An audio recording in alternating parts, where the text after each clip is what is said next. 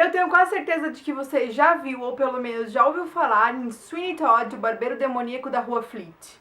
É aquele musical do Tim Burton estrelado pelo Johnny Depp e pela Helena Bonham Carter, sabe? Bem macabro. Então, eu adoro esse filme, a vida toda eu gostei, mas eu nunca soube que ele veio de um livro. E agora, graças à editora Wish, uma editora nova que está trazendo um trabalho muito bonito aqui pra gente. Esse foi o primeiro livro deles que eu comprei, mas eu vejo a Melina Souza, falando um pouco deles. Eu fui acompanhar o trabalho deles no Instagram, ver o site e tudo mais, e fiquei encantada com a editora. E eles trouxeram Sweeney Todd, o livro, pra gente aqui pro Brasil, né? É a primeira vez que foi publicado no Brasil. Mas trata-se de um terror da Londres vitoriana, lá de 1846, ou seja, vocês já imaginam um pouco sobre a linguagem desse livro e tudo mais. Eu vou começar pela edição, que me chamou muita atenção. A primeira coisa que me chamou a atenção foi saber que era Sweeney Todd, que é um livro que eu já... uma história que eu já gosto, que eu já acompanhei na mídia filme, né, no caso. Então me chamou muita atenção, mas a segunda coisa que me chamou muita atenção foi a edição. É tão maravilhosa que me deixa impactada mesmo. Vocês estão vendo agora, eu vou mostrar pra vocês um pouquinho. Ela acompanha uma eco bag lindíssima. Então, esse cuidado que eles tiveram pra fazer esse livro foi uma coisa assim, eu não sei nem explicar. Tem um mapa da Londres vitoriana logo aqui na orelha. Olha aqui meu marcador. Logo aqui na orelha. E, tipo, é muito bonito, muito bonito. E eu fui pra Londres o ano passado, não sei se vocês acompanharam. Se vocês não viram isso, porque vocês não me acompanham lá no Instagram, é @lu_robert. Então vai lá dar uma olhada, tem várias fotos da viagem. Então foi muito legal ver esse mapa da cidade que eu conheci, só que eu conheci a cidade moderna. Isso aqui é o mapa da Londres vitoriana e eu achei demais. E uma coisa que eu também gostei muito nessa edição é que antes de começar a história de fato, tem um capítulo de apresentação.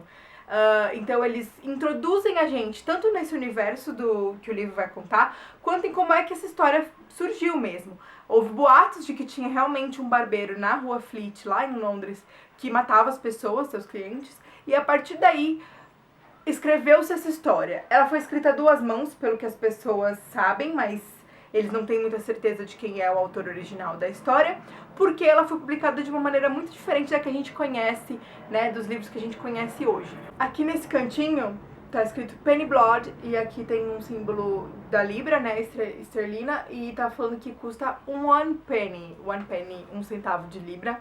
E aqui dentro eles contam mais ou menos como é que funcionou a publicação desse livro, por que custava um centavo, o que custava um centavo, porque não era o livro completo.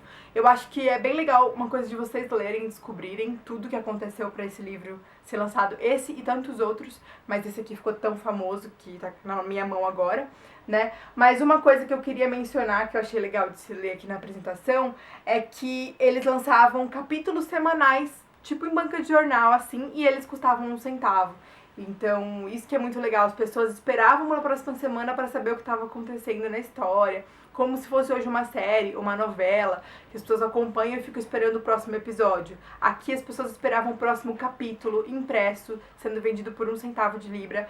E essa cultura, essa forma de consumir o entretenimento me deixou bem interessada. Eu achei muito legal a forma que eles apresentaram pra gente como é que funcionava o consumo da literatura nessa época, quem comprava e como é que esse livro foi publicado. Então acho que pra vocês vai ser uma experiência muito legal também de ler essa apresentação. Então eu vou falar mais sobre o livro agora do que sobre a edição dele em si. Fora, mais uma coisinha só da edição, que ela é toda ilustrada, né, por dentro. Todos os capítulos têm um começo ilustrado, como aqui. E de vez em quando aparece uma ilustração de página cheia e tal, isso é bem legal. Bom, vamos pra história. Pra quem assistiu o filme Sweeney Todd, o musical do Tim Burton, vai encontrar aqui muitas características que são iguais, são muito parecidas, por isso eu acredito que o Tim Burton tenha lido o livro, né, antes de fazer o seu filme. Mas pra quem acompanha e gosta do Tim Burton, entende que tudo que ele lê e vai fazer uma adaptação a partir dessa leitura vai ter muito dele, vai ser muito coisas caricatas dele. Ele é uma pessoa peculiar e ele coloca isso em todos os filmes que ele faz. Então é bem diferente, mas isso não estraga nenhuma das duas experiências. Pra mim, ambos são incríveis. Eu amo Tim Burton, então eu sou suspeita pra falar sobre isso.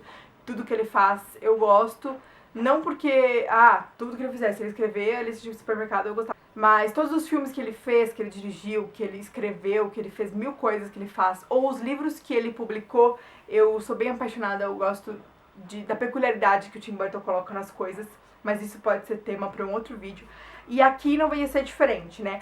O livro, ele tem uma linguagem muito coloquial, afinal, ele é de 1846, e eu achei muito engraçado de ler alguns diálogos, como os personagens se comportam, as palavras que eles usam, porque é uma linguagem completamente diferente do que é lançado hoje em dia pra gente, né? É um livro bem antigo e não é difícil de se ler. E isso é explicado lá na apresentação, de acordo com o público que consumia esse tipo de literatura, de 1 centavo por semana, em capítulos. Então tá explicado ali o porquê da linguagem não ser difícil, não é coloquial, é antiga, mas não é difícil de se ler.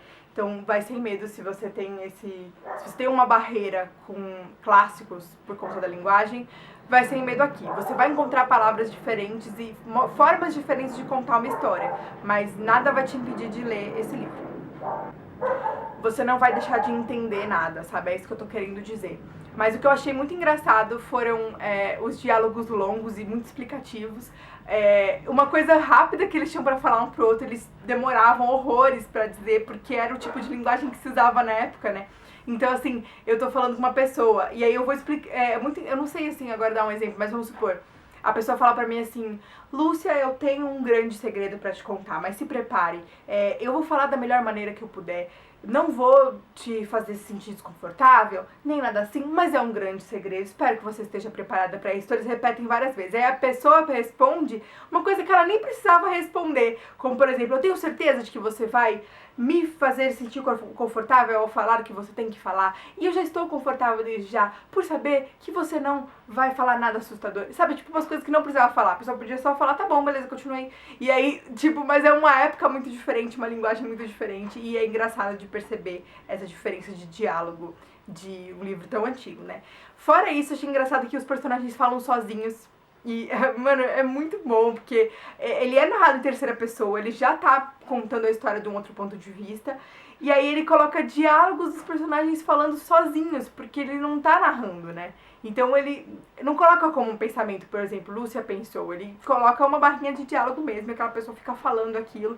Em alguns momentos da história isso até vira uma encrenca pra aquele personagem, porque quem não deveria saber o que ele tá pensando, tá ouvindo o que ele tá falando sozinho em uma sala. Eu achei isso muito engraçado. A Johanna fala sozinha em vários momentos, o Tobias fala sozinho em vários momentos, Sweeney Todd também, então eu achei muito engraçado esse tipo de personagem, como era diferente. Eu não sei se naquela época as pessoas falavam sozinhas, eu imagino que sim, porque, né, quem escreveu vivia aquilo. Uma outra coisa que eu achei bem marcante aqui e bem engraçada de se perceber, por mais que não seja pra ser... Talvez seja pra ser engraçado, mas ele não é um diálogo de comédia, vamos dizer assim, foi que muitos diálogos são extremamente agressivos. Uma pessoa é muito agressiva com a outra. Ela, tipo, por exemplo, os clientes do Sweeney Todd são muito agressivos com ele quando ele dá risada, porque eles acham a risada dele escrota. E eles falam, para de rir, tá me incomodando, eu acho que eu vou morrer com esse som. Então é dessa forma, é agressivo dessa forma. Coisas que hoje em dia poderiam ser consideradas uma grande ofensa, porque eles pedem para as pessoas pararem de fazer coisas que é natural delas. Então é muito caricato, é muito exagerado, e isso me chamou bastante atenção. Eu não acho que isso tenha a ver com a época que o livro foi lançado e nem com a linguagem que era usada nessa época, mas sim com a temática desse livro, com o gênero dele, que é o terror, e era o que entretinha esse público, comprava esse tipo de entretenimento lá naquela época. Eles queriam ler terror, e aí o terror tá até nas palavras que se usa, no jeito que se conversa. Isso me chamou muita atenção, porque ninguém se ofende aqui nesses diálogos, eles respondem tão agressivos quanto e seguem com a vida. No caso do Sweeney Todd, ele é um assassino, então ele provavelmente matou todas essas pessoas que foram grossas com ele, mas não foi por isso, ele já ia matar anyway. E é legal porque pessoas que não são agressivas conversam de maneira agressiva, e eu achei isso bem marcante. Tem um bom desfecho, eu acho que o livro caminha desvendando os mistérios dele. Ele não conta pra gente logo de cara o que o Sweeney Todd é. Eu já falei isso porque tem sinopse, é o filme, não considero isso um spoiler, mas no livro ele não é falado que ele é um assassino logo no começo. que ele mata os seus clientes logo no começo. O livro vai dando pistas pra gente de que ele é um cara esquisito, conforme as pessoas que convivem, o que elas estão pensando e coisas que acontecem que são estranhas ali em torno daquela barbearia.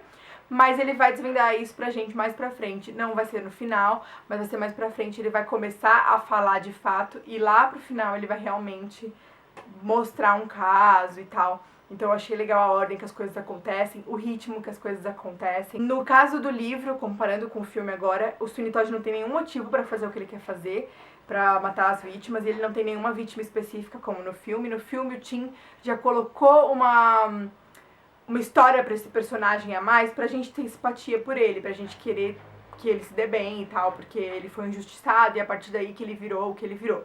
Então a gente entende, a gente cria uma empatia. Aqui não, aqui ele só é um cara péssimo, não tem nenhuma explicação e nada. Ele só é horroroso, a gente não gosta dele aqui. Por isso que eu falei que é bem diferente. Não quero entregar tudo da leitura pra vocês, mas eu achei importante falar isso. E tem vários pontos bem diferentes do livro que vocês vão descobrir lendo aqui. Todo o romance envolvido, tem toda uma...